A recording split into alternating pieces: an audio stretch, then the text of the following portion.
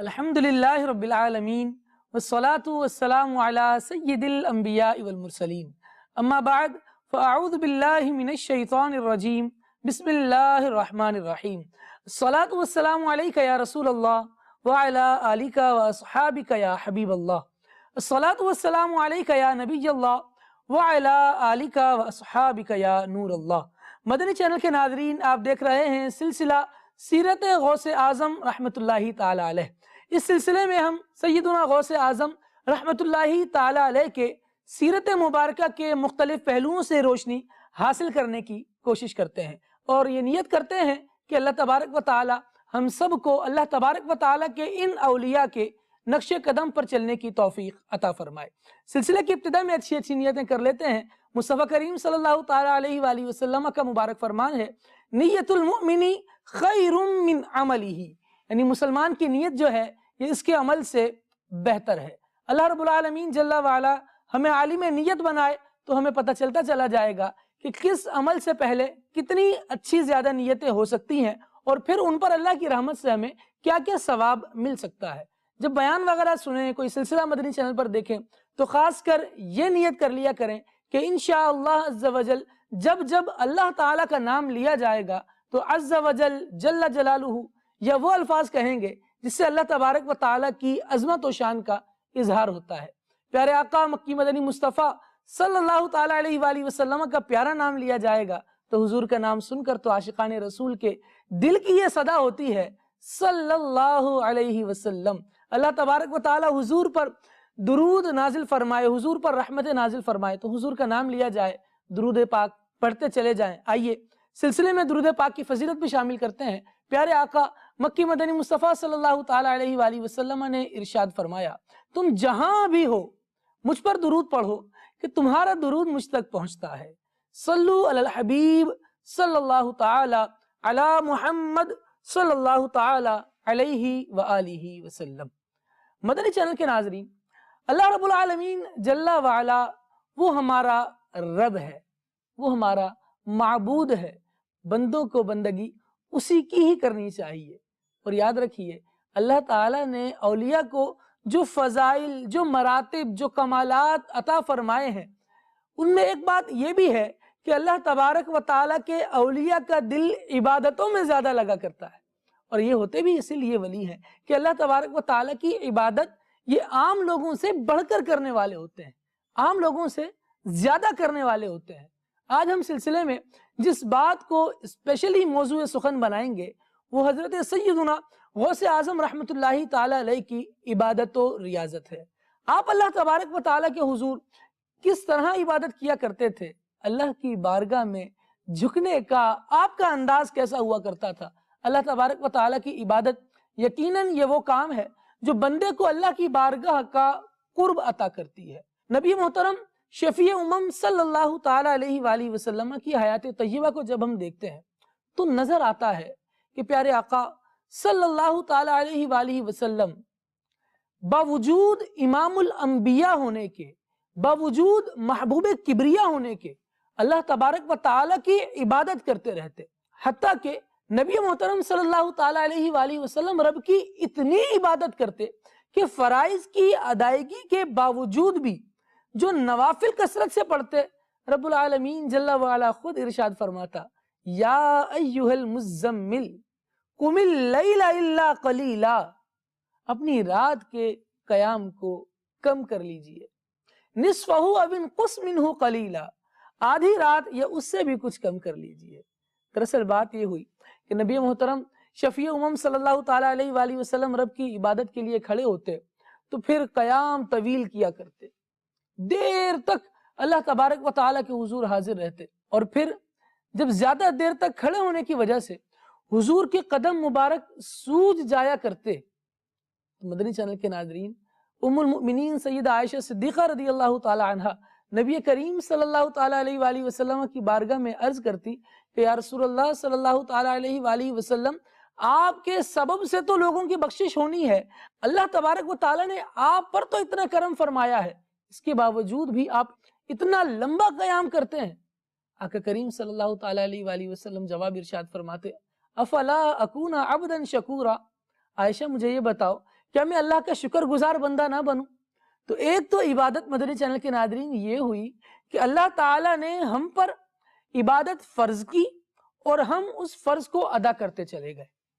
اور دوسرا پہلو حضور کے عمل سے ہمیں جو ملتا ہے، جو سمجھ آتا ہے، وہ یہ آتا ہے کہ اس کی نعمتوں کے شکرانے میں بھی بندہ اس کی عبادت کرے، اس کے حضور اپنا سر جھکا دے، اپنی پیشانی کو زمین سے لگا دے کہ مالک و مولا تیرا فضل ہے، محض تیرا کرم ہے، محض تیری ہی عطا ہے جو ہمیں ہاتھ ملے، ہمیں پاؤں ملے، ہمارے اعضاء کام کر رہے ہیں.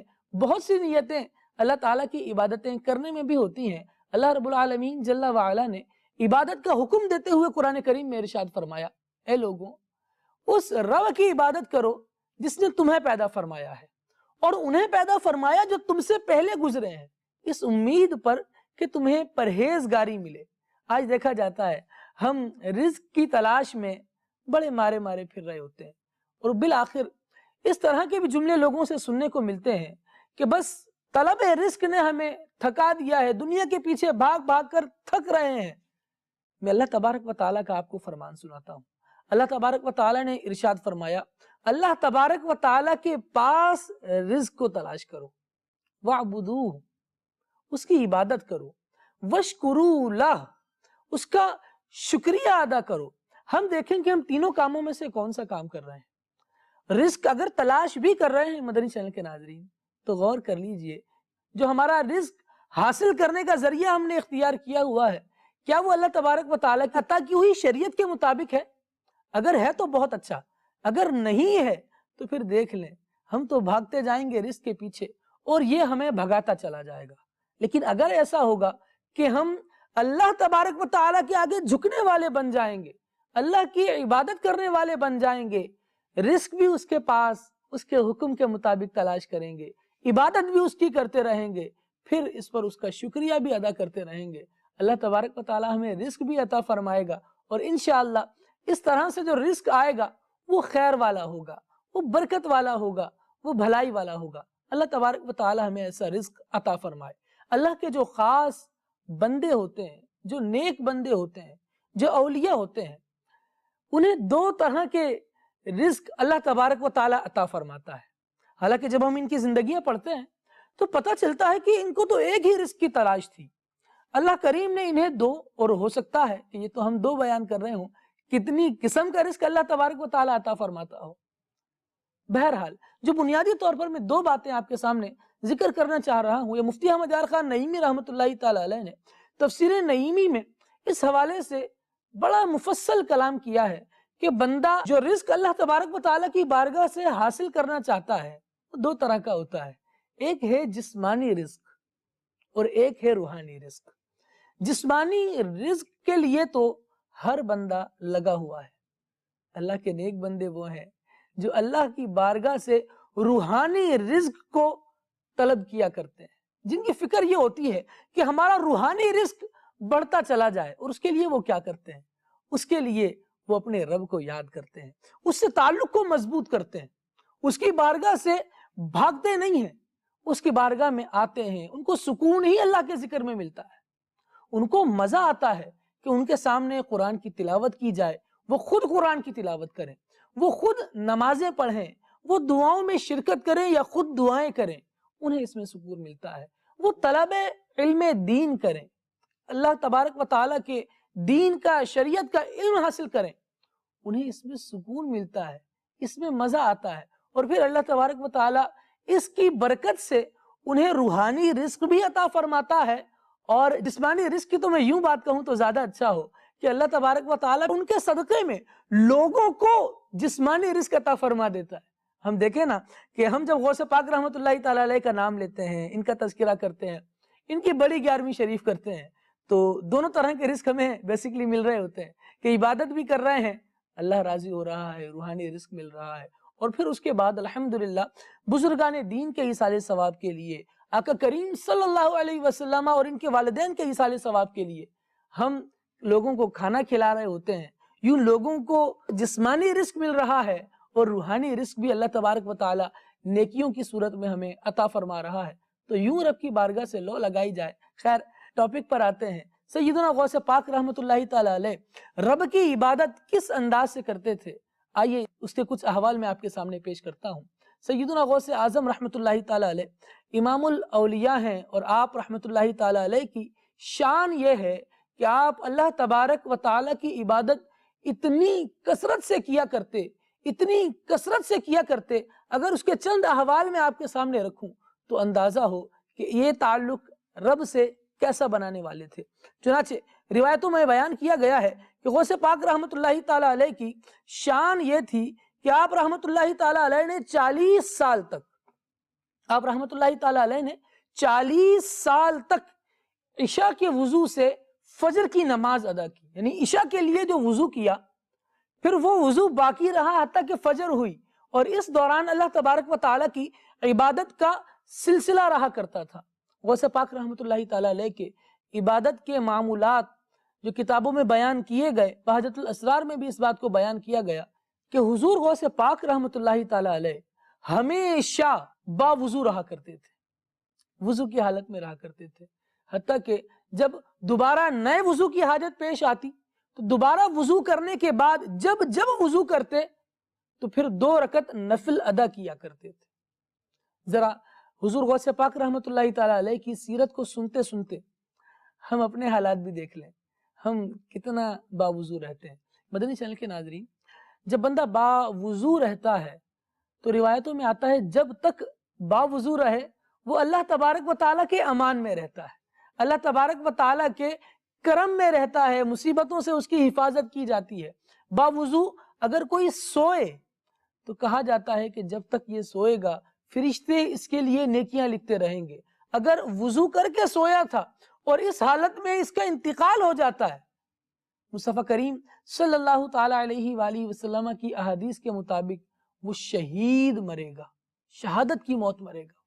تو وضو کی یہ برکتیں اور حضور غوث پاک رحمۃ اللہ تعالی علیہ کا یہ عمل کہ ہمیشہ باوضو رہیں، اور پھر جب وضو کریں تو ساتھ 2 رکعت نماز نفل بھی ادا کریں۔ جب نفل ادا کرنے کا یہ سلسلہ ہے تو ذرا مدنی چینل کے ناظرین غور کیجئے کہ ان کی فرائض میں کیسی پابندی ہوگی، کس طرح سے اللہ تبارک و تعالیٰ کے حضور وہ فرض نمازوں کے لیے کھڑے ہوتے ہوں گے۔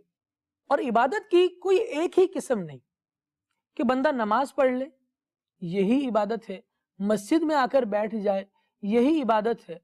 بہت ساری عبادتیں ایسی ہیں جن کا تعلق بندے کے اخلاقیات سے بھی ہوتا ہے، یعنی وہ عمل جس پر اللہ تبارک و تعالی ثواب عطا فرمائے وہ عمل عبادت کہلاتا ہے۔ اس میں بندوں کے ساتھ اچھے انداز سے ملنا ہے، اپنے معاملات کو قرآن و سنت کی روشنی کے مطابق ادا کرنا ہے، وہ سارے ہی معاملات ہیں۔ لیکن یہاں میں بنیادی طور پر ان امور کا، ان اعمال کا تذکرہ کرنا چاہوں گا جو اعمال ہر خاص و عام عبادت میں شمار کرتا ہے۔ اس میں سے ایک عمل اللہ رب العالمین جل و علا کے مقدس کلام قرآن مجید کی تلاوت کرنا بھی ہے۔ غوث پاک رحمۃ اللہ تعالی علیہ قرآن کی تلاوت کیسے کیا کرتے تھے؟ تلاوت قرآن کا انداز یہ تھا کہ 15 سال تک روزانہ رات میں 1 قرآن ختم کیا کرتے تھے۔ ایسی عبادت میرے حضور غوث اعظم رحمۃ اللہ تعالی علیہ کیا کرتے تھے۔ یہ تعلق ہے رب کی بارگاہ میں، 15 سال تک روزانہ 1 رات میں قرآن کریم ختم کرنا۔ ذرا ہم بھی غور کر لیں، ہمارے گھروں میں جو قرآن کریم موجود ہے اس کو آخری مرتبہ کب اٹھایا گیا ہے، کب کھولا گیا ہے، کب پڑھا گیا ہے؟ کہیں ایسا تو نہیں کہ جس غلاف میں قرآن کریم موجود ہے اس غلاف پر ہی اتنی گرد پڑ چکی ہو کہ ہمیں وہ اٹھاتے ہوئے اپنے ہاتھ بچا بچا کر قرآن کریم کی طرف بڑھانے پڑ رہے ہیں۔ مدنی چینل کے ناظرین، اگر اس طرح کا معاملہ ہے تو یقیناً جب آپ قرآن کو دیکھیں گے تو یہ آپ کے لیے بھی تکلیف دہ ہوگا۔ ہم جذباتی طور پر، ایمانی طور پر قرآن سے محبت ضرور کرتے ہیں، لیکن جو اس محبت کے تقاضے ہیں کاش ہم ان تقاضوں کو بھی پورا کرنے والے بن جاتے، کاش ہم قرآن کریم کی تلاوت کرنے والے بن جاتے۔ الحمدللہ عز و جل آپ کی دعوت اسلامی اس کام کو لے کر چل رہی ہے۔ مدنی منوں کو قرآن کریم حفظ و ناظرہ کی تعلیم دی جا رہی ہے، اور وہ افراد جو بڑی عمر تک پہنچ چکے ہیں اور اب تک قرآن نہیں پڑھ سکے یا قرآن پڑھنا چاہتے ہیں، پہلے پڑھ لیا تھا اب کسی قاری صاحب کو سنانا چاہتے ہیں تو آپ دیکھیے اپنے ارد گرد میں عاشقان رسول دعوت اسلامی والوں سے رابطہ کیجئے، آپ کو مدرسۃ المدینہ بالغان کا پتہ بتایا جائے گا، وہاں بلا کر بٹھا کر سمجھا کر قرآن کریم پڑھایا بھی جائے گا، اور انشاءاللہ عز و جل کچھ نہ کچھ ضروری مسائل جو ایک مسلمان کو آنے چاہیے وہ بھی سکھائے جائیں گے۔ تو آئیے قرآن سے اپنے تعلق کو مضبوط کیجئے اور سیدنا غوث پاک رحمۃ اللہ تعالی علیہ کی سیرت پر اس انداز سے بھی عمل کیجئے۔ حضور غوث اعظم رحمۃ اللہ تعالی علیہ اور کس انداز میں رب کی عبادت کیا کرتے تھے، اگر میں آپ کے سامنے یہ بات رکھوں تو ہو سکتا ہے بڑے اچنبے میں ڈالنے کی بات ہو کہ یہی غوث پاک رحمۃ اللہ تعالی علیہ جو ایک رات میں قرآن ختم کر رہے ہیں، جو عشاء کے وضو سے فجر کی نماز ادا کر رہے ہیں، ان کا ایک انداز یہ بھی تھا کہ وہ روزانہ 1000 رکعات نماز نفل ادا کیا کرتے تھے۔ یہ اللہ والوں کا تعلق ہے اللہ تبارک و تعالی سے، اس طرح سے تعلقات ڈیولپ ہوتے ہیں۔ اچھا، بسا اوقات ہم یہ بھی سوچنے لگتے ہیں کہ یار یہ تو بڑا عجیب مسئلہ ہے کہ اتنی دیر تک کوئی کیسے کر سکتا ہے؟ ہم تو کھڑے ہوتے ہیں، ہم تھک جاتے ہیں، ہم کھڑے ہوتے ہیں تو جناب عشاء کی 17 رکعتیں اگر ایک ہی دفعہ میں ہم پڑھنا شروع کریں تو تھوڑی مشکل ہو جاتی ہے، تھوڑا گیپ لے لے کر پڑھ رہے ہوتے ہیں۔ مدنی چینل کے ناظرین، کیا کبھی غور کیا ہے آپ نے کہ جن کاموں میں ہم اپنے دل کو لگا لیتے ہیں تو چاہے کتنا وقت گزر جائے اس کام کی طرف ایسی توجہ ہوتی ہے ہماری کہ وہ مکمل کر کے ہی اٹھتے ہیں۔ 4 5 گھنٹوں کے سیشنز اگر ٹی وی دیکھنے کا سلسلہ شروع کیا تو بھی 4 5 گھنٹے کا سیشن ایسا گزر جاتا ہے۔ خیر اب تو میڈیا کافی فاسٹ ہو گیا ہے، سوشل میڈیا کا دور ہے، اور اس طرح آپ موبائل اٹھا لیں، موبائل کی مثال لیجئے، اس کو اٹھاتے ہیں تو یہ ہاتھ میں کب لیا تھا اور کتنا وقت گزر گیا ہمیں ٹائم کا اندازہ نہیں ہو پاتا۔ بات پتہ ہے کیا ہے کہ ہم نے اپنا دل ٹیلی ویژن کی اسکرین پر لگا لیا، ہم نے اپنا دل اپنے موبائل پر اپنی ڈیوائسز پر لگا لیا، اور پھر ان سے دل لگانے کے بعد ہوا کیا کہ ہم جب ان کو ہاتھ میں لیتے ہیں، ان کا استعمال شروع کرتے ہیں تو جناب علی گھنٹوں گزر جاتے ہیں، ہمیں پتہ نہیں لگ پاتا کہ کتنا وقت گزر چکا ہے۔ اللہ والے اپنا دل اللہ کی عبادت سے لگایا کرتے تھے، اللہ والے اپنا دل قرآن سے لگایا کرتے تھے، نمازوں سے لگایا کرتے تھے۔ یہی تو شان رب العالمین نے قرآن میں بیان کی ایمان والوں کی۔ فرمایا وَعِبَادُ الرَّحْمَنِ الَّذِينَ يَمْشُونَ عَلَى الْأَرْضِ هَوْنًا، رحمان کے بندے وہ ہیں کہ جب زمین پر چلتے ہیں تو عاجزی سے چلتے ہیں۔ وَإِذَا خَاطَبَهُمُ الْجَاهِلُونَ قَالُوا سَلَامًا، جب جاہل ان سے مخاطب ہوتے ہیں تو پھر وہ ان سے سلام متارکت کرتے ہیں۔ خاص کر اس بات کو، اس وصف کو یہاں بیان کرنا چاہوں گا جو قرآن نے پیش کیا، جو ہماری گفتگو سے خاص ایک ریلیٹ کرتا ہے۔ فرمایا وَالَّذِينَ يَبِيتُونَ لِرَبِّهِمْ سُجَّدًا وَقِيَامًا، ان کی راتیں گزارنے کا انداز کیا ہوتا ہے، وہ رحمان کے بندے کس طرح اپنی راتیں گزارتے ہیں۔ يَبِيتُونَ لِرَبِّهِمْ، اپنے رب کے لیے راتیں گزارتے ہیں۔ کس طرح رب کے لیے گزارتے ہیں؟ اللہ تبارک و تعالیٰ نے ارشاد فرمایا سجداً وقیاما، سجدے کی حالت میں گزارتے ہیں، قیام کی حالت میں گزارتے ہیں۔ ان کو اس انداز سے مزہ آتا ہے مدنی چینل کے ناظرین، ان کا روحانی رزق اس سے بڑھتا ہے، جس سے محبت ہوتی ہے جب اس کے پاس آیا جائے تو واقعی وقت کا اندازہ نہیں رہتا، پھر واقعی تھکن کا احساس بھی نہیں ہوتا۔ کیوں؟ کیونکہ اپنے محبوب کی بارگاہ میں ہے، اپنے معبود کی بارگاہ میں ہے، اپنے رب کی بارگاہ میں آ گیا، اس سے محبت کرتا ہے۔ اب کہاں وقت کا پتہ چلنا ہے؟ کاش ایسی محبت ہمیں بھی نصیب ہو جائے۔ رب کی بارگاہ میں سیدنا غوث اعظم رحمۃ اللہ تعالی علیہ کا وسیلہ پیش کر کے ہم یہ دعا کرتے ہیں اللہ تبارک و تعالی اس محبت کا ذرہ ہمیں عطا فرمائے۔ یقین کیجئے ہمیں تو محض ذرہ ہی مل گیا تو ہمارے وارے نہارے ہو جائیں گے۔ ہمارے جیسے لوگ جنہیں سردی کی راتوں میں اپنا بلینکٹ چھوڑنا بہت تکلیف دہ لگتا ہو، بہت پینفل ہو ہمارے لیے کہ جناب اب اس گرم بستر سے نکل کر ہم کہاں ٹھنڈے پانی میں ہاتھ ڈالیں گے، ہم تو یہ برداشت نہیں کر پائیں گے، ابھی ذرا سکون کا ماحول بنا ہوا ہے، آرام دہ ماحول بنا ہوا ہے، اس پر ہی گزارا کر لیا جائے۔ نہیں، اللہ تبارک و تعالیٰ سے جب محبت کی جاتی ہے تو پھر اس کے فرمان پر عمل کیا جاتا ہے۔ پھر صدا آتی ہے الصلاۃ خیر من النوم، نماز نیند سے بہتر ہے، تو بندے کے لیے سب سے زیادہ اٹریکٹیو یہ چیز ہوتی ہے۔ فَفِرُّوا إِلَى اللَّهِ، پھر بندے کو تو چاہیے کہ اپنے رب کی طرف دوڑے۔ الصلاۃ خیر من النوم، اس کو اپنے جذبات کے ساتھ، اپنے ایمان کے ساتھ مضبوطی سے باندھ لے کہ ہاں بھائی نماز ہی نیند سے بہتر ہے، بستر چھوڑے، ہوش میں آئیں اور پھر فوراً نماز کی طرف اپنے قدم بڑھائیں۔ اللہ تبارک و تعالی حضور غوث پاک کی اس طرح عبادت الہی کرنے کے صدقے میں ہم سب کو اپنی عبادت کی توفیق عطا فرمائے۔ حضور غوث اعظم رحمۃ اللہ تعالی علیہ کا جنہوں نے زمانہ پایا اور جنہوں نے آپ رحمۃ اللہ تعالی علیہ کو رب کی عبادت کرتے دیکھا، وہ کیا بیان دیتے ہیں؟ آئیے ایک واقعہ آپ کو سناتا ہوں۔ حضرت سیدنا محمد بن ابو الفتح ہروی رحمۃ اللہ تعالی علیہ آپ فرماتے ہیں کہ میں نے کچھ راتیں سیدنا غوث اعظم رحمۃ اللہ تعالی علیہ کی بارگاہ میں گزاری، ان کی خدمت میں رہا۔ میں نے دیکھا کہ ان راتوں میں سیدنا غوث اعظم رحمۃ اللہ تعالی علیہ کا معمول یہ تھا کہ تہائی رات تک نفل ادا کرتے اور پھر ذکر و اذکار میں مصروف ہو جاتے، پھر کچھ اور اوراد و وظائف پڑھتے۔ کہتے ہیں کہ میں نے اپنی آنکھوں سے دیکھا کہ کبھی غوث پاک رحمۃ اللہ تعالی علیہ کا جسم ویک ہو جاتا، کمزور ہو جاتا، اور کبھی پھر دوبارہ صحت مند ہو جاتا۔ کبھی ایسا بھی ہوتا کہ عبادت کرتے کرتے غوث پاک رحمۃ اللہ تعالی علیہ میری آنکھوں سے اوجھل ہو جاتے، میرے سامنے سے غائب ہو جاتے، تھوڑی دیر بعد پھر آ جاتے، پھر قرآن کریم کی تلاوت کرتے، یہاں تک کہ رات کا دوسرا حصہ گزر جاتا۔ کہتے ہیں کہ سجدے بہت طویل کیا کرتے، اپنے چہرے کو زمین پر رکھتے، تہجد ادا فرماتے، مراقبہ کرتے، حتیٰ کہ فجر طلوع ہو جاتی، پھر نہایت عجز کے ساتھ، نہایت انکساری کے ساتھ اللہ تبارک و تعالیٰ کی بارگاہ میں دعا کرتے۔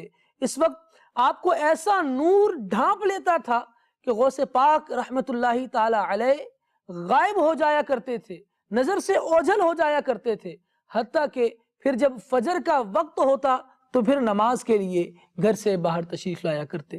یہ سیدنا غوث پاک رحمت اللہ تعالی علیہ کی عبادت کا انداز ہے۔ نزہۃ الخاطر میں اس بات کو بھی بیان کیا گیا کہ حضور غوث اعظم رحمت اللہ تعالی علیہ نے اپنے عبادت اور ریاضت کے معاملات کو جب بیان کیا تو فرماتے ہیں کہ میں 25 سالوں تک 25 سالوں تک تنہا جنگلوں اور ویرانوں میں ریاضت کرتا رہا، تنہا جنگلوں کا رخ کر لیا، ویرانوں کا رخ کر لیا، اور اللہ تبارک و تعالیٰ کی عبادت کیے جا رہے ہیں۔ کہتے ہیں کہ 15 سال تک میں نے عشاء اس طرح ادا کی کہ اس کے بعد ختم قرآن کرتا اور ختم قرآن کے دوران ایک پاؤں پر کھڑا رہتا۔ یہ اللہ تبارک و تعالیٰ کی بارگاہ میں لو لگانے کا انداز۔ فرماتے ہیں کہ ایک رات سیڑھی چڑھتے ہوئے میرے نفس نے مجھ سے یہ کہا کہ تم تھوڑا سا بھی آرام نہیں کرتے۔ تو میں نے نفس کی یہ بات اپنے لیے خطرہ محسوس کی، اور پھر میں نے یہ کیا کہ ایک پاؤں پر کھڑے ہو کر قرآن کریم کی تلاوت کرنا شروع کر دی، اور تب تک ایک پاؤں پر ہی کھڑا رہا جب تک قرآن کریم مکمل نہ ہو گیا۔ یہ حضور غوث پاک رحمت اللہ تعالی علیہ کا مبارک عمل ہے۔ یہی غوث اعظم ہے، ان کو روکنے کے لیے شیطان آتا ہے۔ حضور غوث اعظم رحمت اللہ تعالی علیہ عبادت کر رہے ہیں اور شیطان آ کر یہ کہتا ہے کہ میں نے عبد القادر تم پر نمازوں کو معاف کر دیا۔ حضور غوث اعظم رحمت اللہ تعالی علیہ رب کے ولی ہیں، بہت بڑے عالم ہیں، جان گئے کہ یہ بات یقیناً شیطانی وسوسہ ہے، اور اس بات کو ذہن میں لائے کہ اللہ تبارک و تعالی نے نماز تو سردار انبیاء کو بھی معاف نہیں کی، تو یہ عبد القادر کو معاف کیسے ہو سکتی ہے؟ شیطان کے وار کو ناکام بنایا اور اللہ تبارک و تعالی کی عبادت میں مصروف ہو گئے۔ مدنی چینل کے ناظرین، اس طرح کے واقعات سیدنا غوث پاک رحمت اللہ تعالی علیہ کی سیرت میں بہت سارے ہیں کہ آپ شیطان سے کس طرح مقابلہ کرتے۔ کئی روایات میں تو یہاں تک آیا کہ حضور غوث پاک رحمت اللہ تعالی علیہ فرماتے ہیں کہ میں جب جنگلوں میں رب کی عبادت کیا کرتا تھا تو شیطانوں کے لشکر آ کر مجھے عبادت سے روکا کرتے تھے، لیکن اللہ کے فضل سے میں ان شیطانوں پر غالب آ جایا کرتا تھا۔ شیطان نے یہ کہا غوث پاک کو کہ غوث عبد القادر تمہیں تمہارے علم نے بچا لیا۔ غوث پاک رحمت اللہ تعالی علیہ فرماتے ہیں کہ نہیں، تو مجھے شیطان معلوم ہوتا ہے، مجھے میرے علم نے نہیں۔ مجھے رب کی رحمت نے بچایا ہے۔ یہ اللہ والے اللہ کی عبادت اس انداز سے کرتے ہیں کہ عبادت کرنے میں اپنی پوری کوشش لگاتے ہیں، اور پھر عبادت کی توفیق مل جانے کو بھی اللہ تبارک و تعالیٰ کا عطیہ ہی سمجھتے ہیں، اللہ تبارک و تعالیٰ کا تحفہ ہی سمجھتے ہیں۔ اور یقیناً ما اصابک من حسنۃ فمن اللہ، قرآن یہی بیان کرتا ہے کہ تمہیں جو بھلائی پہنچے، تمہارے پاس جو خوبی ہے، فمن اللہ، وہ تو اللہ تبارک و تعالیٰ کی طرف سے ہے۔ اللہ کریم جل وعلا کی بارگاہ میں دعا کرتے ہیں مولا کریم ہم سب کو سیدنا غوث اعظم رحمت اللہ تعالی علیہ کا فیضان دنیا اور آخرت دونوں میں دیکھنا نصیب فرمائے۔